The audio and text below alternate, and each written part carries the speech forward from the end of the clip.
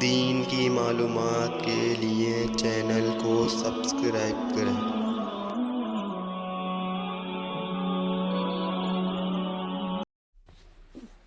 بسم اللہ الرحمن الرحیم۔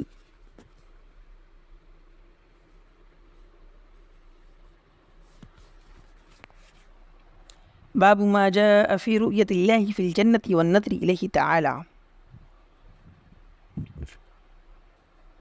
اس باب میں اس بات کا بیان ہے کہ جنت میں اللہ کی رؤیت حاصل ہوگی اور جنتی اللہ تبارک و تعالیٰ کو دیکھیں گے۔ حدیث نمبر 71 کا اردو ترجمہ۔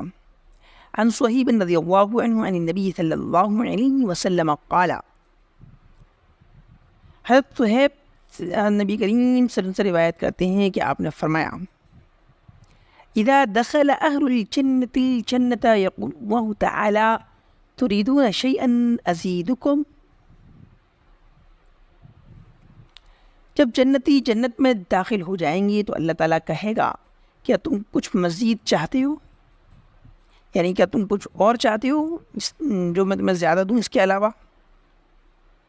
فیقولون، تو جنتی کہیں گے، الم تبید وجوہنا، الم تدخلنا الجنت وتنجنا من النار۔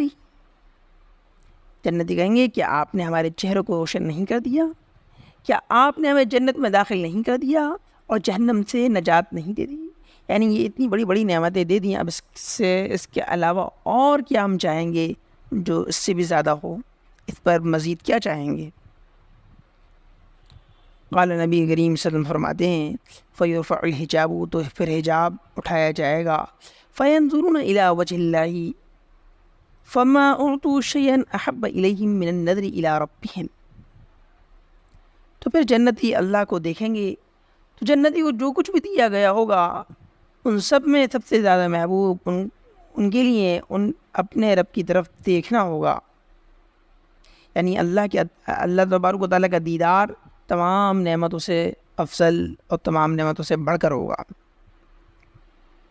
ثم تلا، پھر نبی کریم صلی اللہ علیہ وسلم نے اللہ کا یہ قول تلاوت کیا، للذین احسنوا الحسنى وزیادہ، کہ جنہوں نے نیک عمل کیے ان کے لیے بھلائی ہوگی اور مزید نعمتوں میں اضافہ ہوگا۔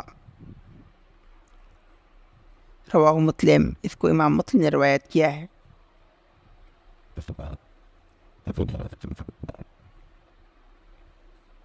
حدیث نمبر 72 کا اردو ترجمہ۔ عن جریر بن عبد اللہ رضی اللہ عنہ قال، كنا جلوسا عند رسول الله صلى الله عليه وسلم فنظر إلى القمر ليلة البدر فقال، إنكم سترون ربكم كما ترون هذا القمر لا تصامون في رؤيته، فإن استطعتم ألا تغلبوا على صلاة قبل طلوع الشمس وقبل غروبها فافعلوا، ثم قرأ وسبح بحمد ربك قبل طلوع الشمس وقبل غروبها۔ حضرت جریر بن عبداللہ رضی اللہ عنہ سے روایت ہے، وہ کہتے ہیں کہ ہم رسول اللہ صلی اللہ علیہ وسلم کے پاس بیٹھے ہوئے تھے تو آپ نے 14ویں رات کے چاند کو دیکھا۔ اس حدیث میں ایک لفظ قمر، قمر کے معنی ہوتے ہیں کوئی بھی چاند ہو اس کو قمر بولتے ہیں، لیکن جو 14ویں رات کا چاند ہوتا ہے اس کو بدر بولتے ہیں۔ تو اس میں لیلۃ البدر یعنی کہ 14ویں رات کے چاند کو دیکھا۔ فقال، تو نبی نے فرمایا، انکم سترون ربکم، بے شک تم اپنے رب کو دیکھو گے جیسا کہ تم دیکھ رہے ہو اس چاند کو۔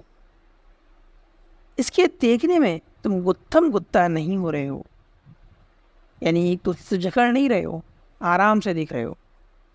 تو اگر تم سے ہو سکے تو سورج نکلنے سے پہلے اور سورج ڈوبنے سے پہلے کی نمازیں نہ چھوڑنا۔ تو ایسا کرنا۔ پھر نبی کریم صلی اللہ علیہ وسلم نے قرآن کی آیت پڑھی، وَسَبِّحْ بِحَمْدِ رَبِّكَ قَبْلَ طُلُوعِ الشَّمْسِ وَقَبْلَ غُرُوبِهَا۔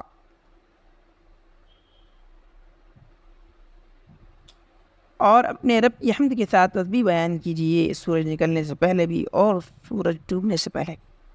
سورج نکلنے سے پہلے سے مراد ہے فجر کی نماز، اور سورج ڈوبنے سے پہلے سے مراد ہے عصر کی نماز، یعنی کہ فجر اور عصر کی نماز کی پابندی کیجیے۔